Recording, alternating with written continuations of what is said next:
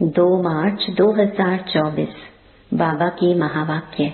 मीठे बच्चे, यह नॉलेज बिल्कुल शांति की है। इसमें कुछ भी बोलना नहीं है, सिर्फ शांति के सागर बाप को याद करते रहो। प्रश्न, उन्नति का आधार क्या है? बाप की शिक्षाओं को धारण कब कर सकेंगे? उत्तर, उन्नति का आधार है लव, प्यार। एक बाप से सच्चा प्यार चाहिए। नजदीक रहते भी यदि उन्नति नहीं होती तो जरूर लव की कमी है। लव हो तो बाप को याद करें। याद करने से सब शिक्षाओं को धारण कर सकते हैं। उन्नति के लिए अपना सच्चा चार्ट लिखो। बाबा से कोई भी बात छिपाओ नहीं। आत्म अभिमानी बनते खुद को सुधारते रहो। ओम शांति। बच्चे, अपने को आत्मा समझकर बैठो और बाप को याद करो। बाबा पूछते हैं, जब भी कहाँ सभा में भाषण करते हो तो घड़ी घड़ी यह पूछते हो कि तुम अपने को आत्मा समझते हो या देह?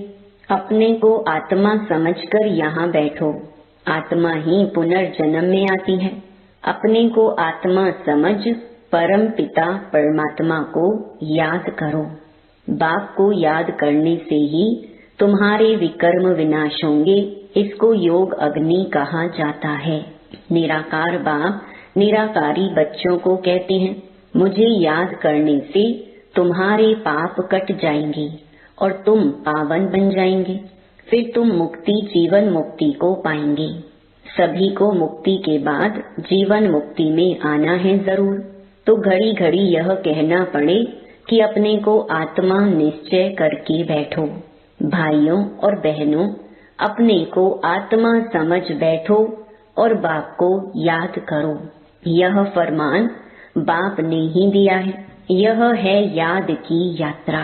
बाप कहते हैं, मेरे साथ बुद्धि का योग लगाओ तो तुम्हारे जन्म जन्मांतर के पाप भस्म हो जाएंगे। यह घड़ी घड़ी तुम याद कराएंगे, समझाएंगे, तब समझेंगे कि आत्मा अविनाशी है, देह विनाशी है। अविनाशी आत्मा ही विनाशी देह धारण कर पार्ट बजाए एक शरीर छोड़ फिर दूसरा लेती है। आत्मा का स्वधर्म तो शांति है। वह अपने स्वधर्म को भी नहीं जानते हैं। अब बाप कहते हैं, मुझे याद करो तो विकर्म विनाश होंगी। मूल बात यह है, पहले पहले तुम बच्चों को यही मेहनत करनी है। बेहद का बाप आत्माओं को कहते हैं, इसमें कोई शास्त्र उठाने की दरकार नहीं। तुम गीता का मिसाल देते हो तो भी कहते हैं, तुम सिर्फ गीता उठाते हो, वेदों का नाम क्यों नहीं लेते हो? बाबा ने कहा, उनसे पूछो वेद किस धर्म का शास्त्र है? कहती हैं आर्य धर्म का। आर्य किसको कहते हैं? हिंदू धर्म तो है नहीं, आदि सनातन तो है ही देवी देवता धर्म। फिर आर्य कौन सा धर्म है? आर्य तो आर्य समाजियों का धर्म होगा। आर्य धर्म तो नाम ही नहीं है। आर्य धर्म किसने स्थापन किया? तुमको वास्तव में गीता को भी नहीं उठाना है। पहली बात है, अपने को आत्मा समझ बाप को याद करो तो सतो प्रधान बन जाएंगे। इस समय सब हैं तमो प्रधान। पहले पहले तो बाप का ही परिचय देना है। महिमा भी बाप की करनी है। यह भी तुम तब कह सकेंगे जब तुम खुद बाप को याद करते होंगे। इस बात की बच्चों में कमजोरी है। बाबा हमेशा कहते हैं, याद की यात्रा का चार्ट रखो। दिल से हर एक पूछे, हम कहाँ तक याद करते हैं? तुम बच्चों की दिल में अथाह खुशी रहनी चाहिए। तुमको अंदरूनी खुशी होगी तो दूसरों को भी समझाने का असर होगा। पहली मूल बात यही कहना है कि भाइयों और बहनों, अपने को आत्मा समझो। ऐसे और कोई सत्संग में नहीं कहेंगे। वास्तव में सत्संग कोई है नहीं। सत्य का संग एक ही है, बाकी है कुसंग। यहाँ है बिल्कुल नई बात। वेदों से तो कोई धर्म स्थापन हुआ ही नहीं है। तो हम वेदों को क्यों उठाएं? कोई में भी यह नॉलेज है नहीं। खुद ही कहते हैं नेति नेति, अर्थात हम नहीं जानते हैं। तो नास्तिक हुए ना। अब बाप स्वयं कहते हैं आस्तिक बनो, अपने को आत्मा समझो। यह बातें गीता में कुछ हैं, वेदों में है नहीं। वेद उपनिषद तो ढेर हैं, अब वह किस धर्म का शास्त्र है? मनुष्य तो अपनी बातें करते हैं, तुमको किसका भी सुनना नहीं है। बाप तो सहज समझाते हैं, अपने को आत्मा समझ बाप को याद करो तो पावन बन जाएंगी। इसलिए वर्ल्ड की हिस्ट्री ज्योग्राफी को जानना है। तुम्हारा यह त्रिमूर्ति गोला है मुख्य, इनमें सब धर्म आ जाते हैं। पहले पहले है देवी देवता धर्म। बाबा ने कहा है त्रिमूर्ति गोला बड़ा बड़ा बनाकर दिल्ली के मुख्य स्थान पर जहाँ आना जाना बहुत हो वहाँ लगा दो। 3 शीट पर हो, सीढ़ी में तो और धर्मों का नहीं आता है। मुख्य यह 2 चित्र हैं, समझाना ही इस पर है। पहले है बाप का परिचय, बाप से ही वर्षा मिलता है। इस बात का निश्चय कराने बिगर तुम्हारा कुछ भी कोई समझ नहीं सकेगा। एक बाप को ही नहीं समझा है तो दूसरे चित्रों पर ले जाना ही फालतू है। अलग को समझने बिगर कुछ भी समझेंगे नहीं। बाप के परिचय बिगर और कोई भी बात ना करो। बाप से ही बेहद का वर्षा मिलता है। बाबा ख्याल करता है ऐसी सहज बात क्यों नहीं समझते हैं। तुम्हारी आत्मा का बाप वह शिव है, उनसे ही वर्षा मिलता है। तुम सब आपस में ब्रदर्स हो। जब इस बात को भूलते हो तब तमो प्रधान बन जाते हो। अब बाप को याद करो तो सतो प्रधान बन जाएंगे। मूल बात है ही रचयिता और रचना को जानना। कोई भी जानते नहीं, ऋषि मुनि भी जानते नहीं थे, तो पहले बाप का परिचय दे सबको आस्तिक बनाना है। बाप कहते हैं मुझे जानने से तुम सब कुछ जान जाएंगे। मुझे नहीं जाना तो कुछ भी तुम समझेंगे नहीं। मुफ्त तुम अपना समय वेस्ट करते हो। चित्र आदि भी जो ड्रामा अनुसार बने हैं वही ठीक है, परंतु तुम इतनी मेहनत करते हो फिर भी किसकी बुद्धि में बैठता नहीं है। बच्चे कहते हैं बाबा क्या हमारे समझाने में कोई भूल है? बाबा फट से कह देते हाँ भूल है।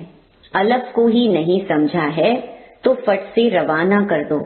बोलो जब तक बाप को नहीं जाना तब तक तुम्हारी बुद्धि में कुछ भी बैठेगा नहीं। तुम भी जब देही अभिमानी अवस्था में नहीं रहते हो तो आंखें क्रिमिनल रहती हैं। सिविल तब बनेंगी जब अपने को आत्मा समझेंगी। देही अभिमानी होंगे तो फिर तुमको आंखें धोखा नहीं देंगी। देही अभिमानी नहीं तो माया धोखा देती रहेगी। इसलिए पहले तो आत्म अभिमानी बनना है। बाबा कहते हैं अपना चार्ट दिखाओ तो मालूम पड़े। अगर अभी तक झूठ पाप गुस्सा है तो अपना ही सत्यानाश करते हो। बाबा चार्ट देखकर समझ जाते हैं कि यह सत्य लिखा है या अर्थ भी नहीं समझा है। सब बच्चों को बाबा कहते हैं चार्ट लिखो। जो बच्चे योग में नहीं रहते वह इतना सर्विस भी नहीं कर सकते। जौहर नहीं भरता है। भल बाबा कहते हैं कोटों में कोई निकलेगा, परंतु जब तुम खुद ही योग में नहीं रहते तो दूसरों को फिर कैसे कहेंगे। सन्यासी कहते हैं सुख काग विष्टा समान है, वह सुख का नाम ही नहीं लेते हैं। तुम जानते हो भक्ति अथाह है, उसमें कितनी आवाज है। तुम्हारी नॉलेज तो बहुत शांति की है। बोलो शांति का सागर तो बाप ही है। अपने को आत्मा समझ बाप को याद करना है। बाप कहते हैं मन मना भव। ये अक्षर भी नहीं कहो। हिंदुस्तान की है हिंदी भाषा, फिर संस्कृत दूसरी भाषा क्यों? अब इन सब भाषाओं को छोड़ो। पहले तुम भाषण करो कि अपने को आत्मा समझो। बहुत हैं जो अपने को आत्मा भी नहीं समझ सकते, याद नहीं कर सकते। अपने घाटे को कोई समझ ना सके। कल्याण तो है ही बाप की याद में। और कोई सत्संग में ऐसे नहीं कहते हैं कि अपने को आत्मा समझ बाप को याद करो। बच्चे कभी बाप को एक जगह बैठ याद करते हैं क्या? उठते बैठते बाप की याद है ही। आत्म अभिमानी बनने की प्रैक्टिस करनी है। तुम बहुत बोलते हो, इतना बोलना नहीं चाहिए। मूल बात है याद की यात्रा की। योग अग्नि से ही तुम पावन बनेंगे। इस समय सब दुखी हैं। सुख मिलता ही है पावन बनने से। तुम आत्म अभिमानी हो, किसको समझाएंगे तो उनको तीर लगेगा। कोई खुद विकारी है और किसको कहे निर्विकारी बनो तो उनको तीर नहीं लगेगा। बाप कहते हैं बच्चे तुम खुद याद की यात्रा पर नहीं रहते, इसलिए तीर भी नहीं लगता। अब बाप कहते हैं बीती सो बीती। पहले अपने को सुधारो। दिल से पूछो हम अपने को आत्मा समझ बाप को कितना याद करते हैं। जो बाप हमको विश्व का मालिक बनाते हैं, हम शिव बाबा के बच्चे हैं तो जरूर हमको विश्व का मालिक बनना है। वही एक माशूक आकर तुम्हारे सामने खड़ा हुआ है तो उनके साथ बहुत लव होना चाहिए। लव माना याद। शादी होती है तो स्त्री का पति के साथ कितना लव होता है। तुम्हारी भी सगाई हुई है, शादी नहीं। वह तो जब विष्णुपुरी में जाएंगे, पहले शिव बाबा के पास जाएंगे, फिर ससुर घर जाएंगे। सगाई की खुशी कम होती है क्या? सगाई हुई और याद पक्की हुई। सतयुग में भी सगाई होती है, परंतु वहाँ सगाई कब टूटती नहीं है। अकाले मृत्यु नहीं होती, यह तो यहाँ होती है। तुम बच्चों को भी गृहस्थ व्यवहार में रहते पवित्र बनना है। भल बहुत नजदीक भी रहते हैं, फिर भी उन्नति नहीं होती है। जो उस लव से आते हैं उनकी बहुत उन्नति होती है। याद ही नहीं तो लव भी नहीं रहता, तो उनकी शिक्षाओं को भी धारण नहीं कर सकते। भगवानुवाच तुम बच्चे सबको यही पैगाम दो कि काम महाशत्रु है, जो आदि मध्य अंत दुख देता है। तुम तो पवित्र सतयुग के मालिक थे, अभी तुम गिरकर गंदे बन पड़े हो। अब यह अंतिम जन्म फिर से पवित्र बनो। काम चिता पर बैठने का हथियाला कैंसल करो। तुम बच्चे जब योग में बोलेंगे तब किसकी बुद्धि में बैठेगा? ज्ञान तलवार में योग का जौहर चाहिए। पहली मुख्य है एक बात। बच्चे कहते हैं बाबा हम बहुत मेहनत करते हैं तब मुश्किल कोई निकलता है। बाबा कहते हैं योग में रहकर समझाओ, याद की यात्रा की मेहनत करो। रावण से हारकर विकारी बने हो, अब निर्विकारी बनो। बाप की याद से तुम्हारी सब मनोकामनाएं पूर्ण हो जाएंगी। बाबा स्वर्ग का मालिक बनाते हैं। बाबा डायरेक्शन तो बहुत देते हैं, परंतु बच्चे अच्छी तरह कैच नहीं करते हैं और बातों में चले जाते हैं। मुख्य तो बाप का पैगाम दो, परंतु खुद ही याद नहीं करेंगे तो दूसरों को कैसे कहेंगे? ठगी नहीं चलेगी। दूसरों को कहीं विकार में नहीं जाओ, खुद जाएं तो जरूर दिल खाएगी। ऐसे भी ठग हैं, इसलिए बाबा कहते हैं मूल बात है ही अल्फ। अल्फ को जानने से तुम सब कुछ जान जाएंगे, अल्फ को ना जानने से तुम कुछ भी समझ नहीं सकेंगे। अच्छा, मीठे मीठे सिकी लगे बच्चों प्रति माता पिता बाप दादा का याद प्यार और गुड मॉर्निंग। रूहानी बाप की रूहानी बच्चों को नमस्ते। धारणा के लिए मुख्य सार। पहला, अंदरूनी बाप के याद की खुशी में रहकर फिर दूसरों को बाप का परिचय देना है। सबको एक बाप की महिमा सुनानी है। दूसरा, आत्म अभिमानी बनने की बहुत प्रैक्टिस करनी है, बहुत बोलना नहीं है।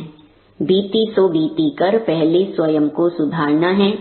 याद की यात्रा का सच्चा चार्ट रखना है। वरदान, ब्राह्मण जीवन में वैरायटी अनुभूतियों द्वारा रमणीकता का अनुभव करने वाले संपन्न आत्मा भव। जीवन में हर मनुष्य आत्मा की पसंद वैरायटी है, तो सारे दिन में भिन्न भिन्न संबंध भिन्न भिन्न स्वरूप का वैरायटी अनुभव करो तो बहुत रमणीक जीवन का अनुभव करेंगे। ब्राह्मण जीवन भगवान से सर्व संबंध अनुभव करने वाली संपन्न जीवन है, इसलिए एक भी संबंध की कमी नहीं करना। अगर कोई छोटा या हल्का आत्मा का संबंध मिक्स हो गया तो सर्व शब्द समाप्त हो जाएगा। जहाँ सर्व है वहाँ ही संपन्नता है। इसलिए सर्व संबंधों से स्मृति स्वरूप बनो। स्लोगन: बाप समान अव्यक्त रूपधारी बन। प्रकृति के हर दृश्य को देखो तो हलचल में नहीं आएंगे। ओम शांति।